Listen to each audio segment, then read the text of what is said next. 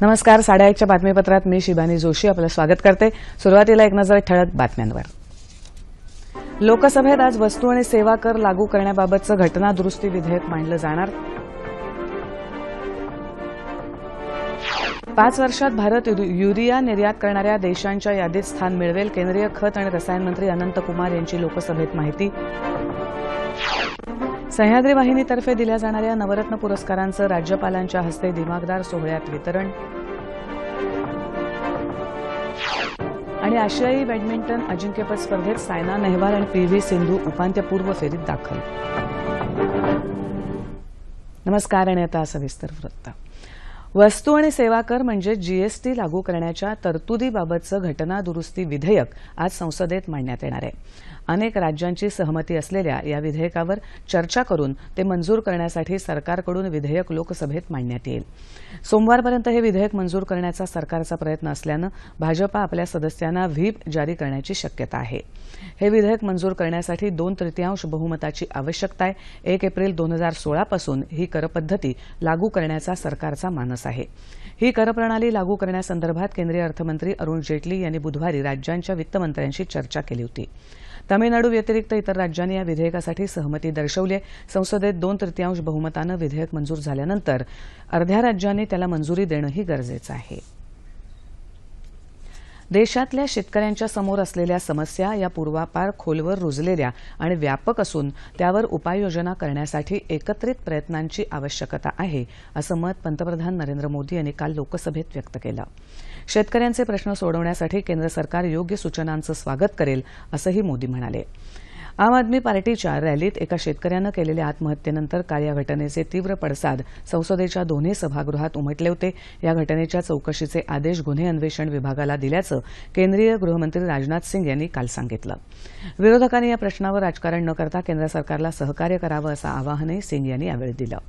या मुद्द्यावरून राज्यसभेतही काल गदारोळ झाला. बसपाच्या मायावती यांनी या घटनेच्या सीबीआय चौकशीची मागणी लावून धरली. राज्यात काल नवी मुंबई आणि औरंगाबाद महानगरपालिका निवडणुकांची मतमोजणी झाली. नवी मुंबईत 111 जागांपैकी 52 जागा जिंकत राष्ट्रवादी काँग्रेस पक्षानं सर्वाधिक जागा मिळवण्याचा मान मिळवला. शिवसेनेनं 37, भाजपाला 6, काँग्रेसला 10 तर इतरांना 5 जागा मिळाल्या. औरंगाबाद महानगरपालिका निवडणुकीत 113 जागांपैकी 51 जागांवर महायुतीनं विजय मिळवला. पैकी शिवसेनेनं 29 तर भाजपानं 22 जागांवर विजय मिळवला. तर एमआयएमला 25, काँग्रेसला 10, राष्ट्रवादी काँग्रेसला 3 तर अपक्ष आणि इतरांना मिळून 24 जागांवर विजय मिळाला. 7 नगरपरिषदांमध्ये झालेल्या निवडणुकांचे निकालही काल जाहीर झाले. ठाणे जिल्ह्यात अंबरनाथ नगरपरिषदेत 57 जागांपैकी शिवसेनेनं सर्वाधिक 25 जागा पटकावल्या तर भाजपाला 10 जागा मिळाल्या. बदलापूर नगरपरिषदेच्या 47 जागांपैकी शिवसेनेनं सर्वाधिक 24 तर भाजपानं 20 जागा मिळवल्या. पुणे जिल्ह्यातली राजगुरुनगर नगरपरिषद, जळगाव जिल्ह्यातली वरणगाव नगरपरिषद तसंच नागपूर जिल्ह्यातल्या वाडी आणि मोवाड नगरपरिषदेवर भाजपाची सरशी झाली आहे. नांदेड जिल्ह्यातल्या भोकर नगरपरिषदेत काँग्रेसला सर्वाधिक 12 जागा मिळाल्या आहेत. येत्या 5 वर्षात भारत युरिया निर्यात करणाऱ्या देशांच्या यादीत स्थान मिळवेल, अशी माहिती केंद्रीय खत आणि रसायन मंत्री अनंत कुमार यांनी काल लोकसभेत दिली. सरकारनं काही ठिकाणी उर्वरक संयंत्र बसवण्याबाबत योजना बनवली आहे. 5 वर्षात त्यादृष्टीनं प्रगती दिसून येईल, असंही ते म्हणाले. उत्तर भारतात गंगा नदीचा प्रदेश सुपीक आहे. या भागात जगदीशपूर ते हल्दी या दरम्यान गॅस पाईपलाईन टाकण्यासाठी 10 कोटी रुपयांचा निधी लागणार असल्याचं त्यांनी सांगितलं. या निधीतून उर्वरक संयंत्र बसवण्यात येणार आहेत. सध्या भारत युरियाबाबत स्वयंपूर्ण नसल्याचं ते म्हणाले. मात्र देशात युरियाची कमतरता नसल्याचंही त्यांनी स्पष्ट केलं. आसियान देशांच्या क्षेत्रात दहशतवाद आणि सुरक्षाविषयक लढ्यात सहयोग करण्याची भारतानं तत्परता व्यक्त केली आहे. परराष्ट्र व्यवहार मंत्री सुषमा स्वराज या सध्या इंडोनेशिया दौऱ्यावर असून जकार्तामध्ये त्यांनी 10 आसियान सदस्यांच्या गटाचं उद्घाटन केलं. यातून आसियान क्षेत्रात भारताला आणखी सक्रिय सहभाग नोंदवण्याची त्यांनी सुरुवात केली. यावेळी त्यांनी 28 आशियाई आणि आफ्रिकी विभागातल्या प्रतिनिधींची भेट घेतली. तसंच तिथल्या भारतीय वंशाच्या नागरिकांनाही भेटून पंतप्रधान नरेंद्र मोदी यांच्या स्वच्छ भारत अभियानात सहभागी होण्याचं आवाहनही केलं.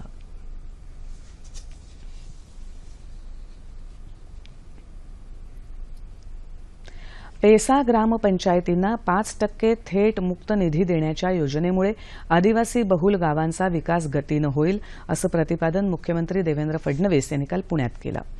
आदिवासी विकास विभागाच्या वतीनं पेसा ग्रामपंचायतींना 5% मुक्त निधी योजनेतील धनादेशाचं वितरण आणि ग्रामपंचायत जागृती मेळाव्याचं काल आयोजन करण्यात आलं होतं, त्यावेळी ते बोलत होते.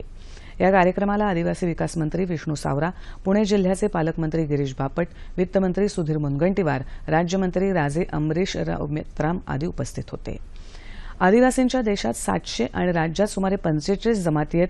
या आदिवासी बांधवांनीच राज्याच्या वनसंपदेची खऱ्या अर्थानं राखण केली आहे, असं मुख्यमंत्री यावेळी म्हणाले. पेसा ग्रामपंचायतींना त्यांचा विकास गतीनं करता यावा यासाठी मुक्त निधी योजना राबवण्याचा निर्णय घेतलाय, असंही मुख्यमंत्र्यांनी यावेळी स्पष्ट केलं. टंचाई निवारण उपाययोजनेअंतर्गत उस्मानाबाद जिल्ह्यात सुरू असलेल्या कामांचा आढावा घेण्यासाठी राज्यस्तरीय पथकानं काल जिल्ह्याचा दौरा करून कामांची पाहणी केली. जलयुक्त शिवार अभियानाची प्रत्यक्ष अंमलबजावणी, तालुकानिहाय टँकर्सची संख्या याविषयी पथकातल्या अधिकाऱ्यांनी जिल्ह्याच्या विभाग प्रमुखांशी चर्चा केली. तसंच पाण्याच्या गावनिहाय स्रोत बळकटीकरणाकडे लक्ष देण्याच्या सूचनाही केल्या.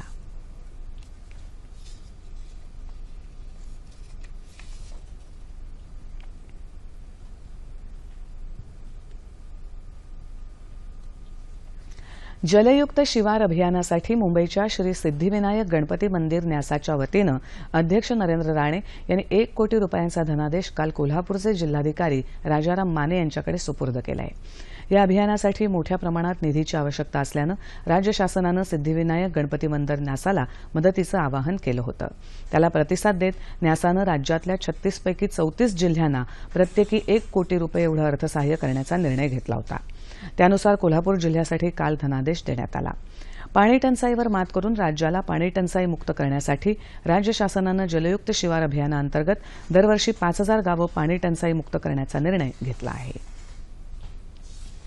रत्नागिरी जिल्ह्यात 2 ते 4 मे या कालावधीत जिल्हा पर्यटन महोत्सवाचं आयोजन करण्यात आलं आहे. जिल्ह्याचे पालकमंत्री, गृहनिर्माण तसंच उच्च आणि तंत्रशिक्षण राज्यमंत्री रवींद्र वायकर यांनी काल मुंबईत वार्ताहर परिषदेत ही माहिती दिली. महोत्सवाच्या निमित्तानं जिल्ह्यातल्या पर्यटन वाढीसाठी अनेक उपक्रम आणि योजना राबवण्यात येत आहेत. महोत्सवाच्या काळात पर्यटकांसाठी जिल्ह्यातल्या पर्यटन स्थळांची अल्पदरात सहल, आंबा आणि इतर खाद्यपदार्थांचे स्टॉल्स आणि विविध सांस्कृतिक कार्यक्रमांची रेलचेल असणार आहे. या माध्यमातून कोकणातल्या खाद्य संस्कृतीला जागतिक स्तरावर नेण्याचा आपला मानस आहे, असंही वायकर यांनी यावेळी सांगितलं. राज्यात विविध क्षेत्रात उल्लेखनीय कामगिरी करणाऱ्या व्यक्तींना काल मुंबईत सह्याद्री वाहिनीतर्फे नवरत्न 2015 या पुरस्कारांनी राज्यपाल चे विद्यासागर राव यांच्या हस्ते गौरवण्यात आलं. मुंबई दूरदर्शनच्या पश्चिम विभागाचे अतिरिक्त महासंचालक मुकेश शर्मा, ज्येष्ठ अभिनेते विक्रम गोखले यांच्यासह कला, चित्रपट आणि विविध क्षेत्रातील मान्यवर यावेळी उपस्थित होते.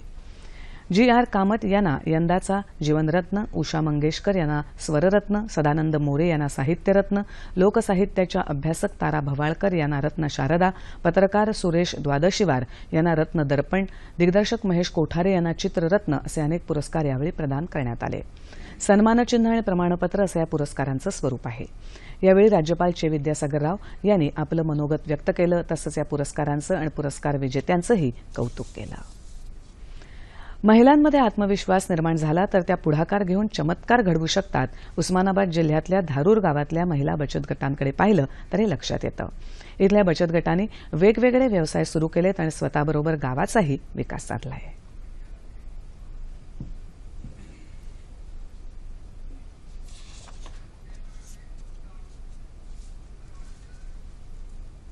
स्वतःच्या पायावर उभ्या राहत असून त्यांचा त्यांच्या कुटुंबालाही मोठा आधार मिळत आहे. धारूरमध्ये महिला आर्थिक विकास महामंडळाच्या माध्यमातून त्यांनी बचत गटाची मोठी चळवळ उभारली आहे. आज या गावातील 16 बचत गटांपैकी 14 बचत गटातील महिलांनी वेगवेगळे व्यवसाय सुरू केलेत.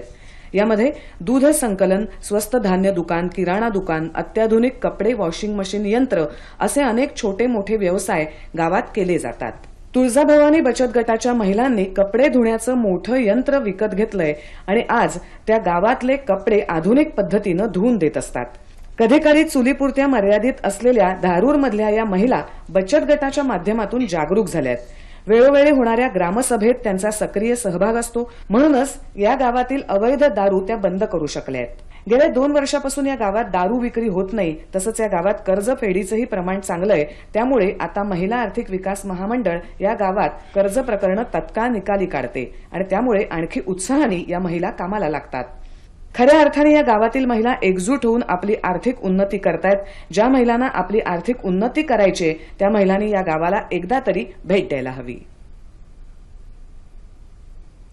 केंद्र सरकारचं सामाजिक न्याय मंत्रालय, राज्य सरकारचा समाज कल्याण विभाग आणि जिल्हा परिषद वाशिम यांच्या संयुक्त विद्यमाने वाशिम जिल्ह्यात काल अपंगांसाठी मोफत कृत्रिम अवयव आणि साहित्य वाटप करणारं मोजमाप तपासणी शिबिर भरवण्यात आलं होतं. या शिबिरात हात आणि पायांनी अपंग असलेल्या व्यक्तींची तपासणी करण्यात आली असून त्यांना जयपूर फूट कॅलियर सायकली ही देण्यात आल्या. त्याचबरोबर श्रवण यंत्रांसह इतरही यंत्र उपलब्ध करून देण्यात येणार आहेत. या शिबिराच्या आयोजनासाठी महात्मा गांधी सेवा संघ परभणी यांचं विशेष सहकार्य लाभलं होतं. या शिबिराला वाशिम जिल्ह्याच्या अपंगांनी चांगला प्रतिसाद दिला. गडचिरोली जिल्ह्यात वारंवार होणाऱ्या नक्षलवादी कारवायांना तोंड देण्यासाठी केंद्र सरकारनं गडचिरोली पोलिसांच्या ताफ्यात एक अतिरिक्त हेलिकॉप्टर आणि जवानांची कुमक तैनात केली आहे.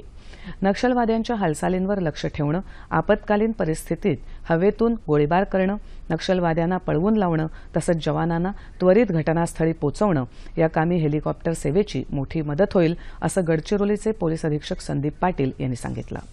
जखमी जवानांना तत्काळ वैद्यकीय सेवा देण्यासाठीही हे अतिरिक्त हेलिकॉप्टर उपयोगी पडेल.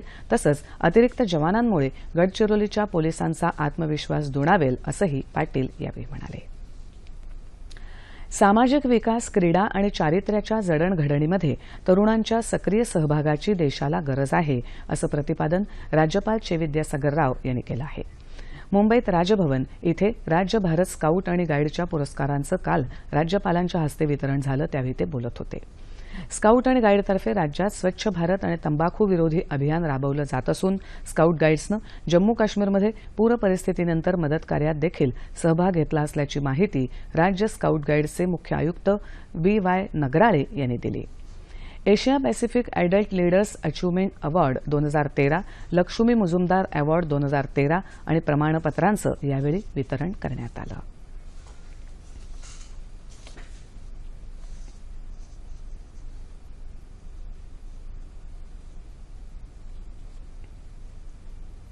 चीनमध्ये सुरू असलेल्या आशियाई बॅडमिंटन अजिंक्यपद स्पर्धेत सायना नेहवाल आणि PV सिंधू उपांत्यपूर्व फेरीत पोचले आहेत.